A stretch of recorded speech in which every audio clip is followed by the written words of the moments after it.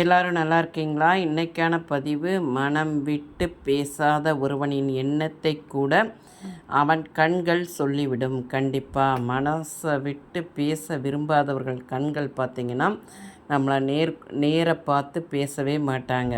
அவங்க கண்கள் சுழண்டுக்கிட்டு வரும். அந்த சைடு பார்க்கும், இந்த சைடு பார்க்கும். நம்ம கேட்குறதுக்கு பதில் பார்த்திங்கன்னா கரெக்டான நம்மளை பார்த்து, நம்ம கண்ணை பார்த்து அவர்கள் பேசவே மாட்டார்கள். ஏன்னா அவங்களுக்கு பேசுகிறதுக்கு மனசே கிடையாது. எங்கேயோ பார்த்துட்டு பேசுவாங்க. அதெல்லாம் விட இப்போ கையில் ஒரு ஆயுதம் இருக்கு இல்லையா, ஃபோனுங்கிற ஒரு ஆயுதம், அதை பார்த்துட்டு பதில் சொல்லுவாங்க. ஏன்னா அவங்களுக்கு பேச விரும்பாதவங்களுடைய எண்ணங்கள் அவங்களுடைய கண்கள் காட்டி விடும், பார்த்துக்கோங்க.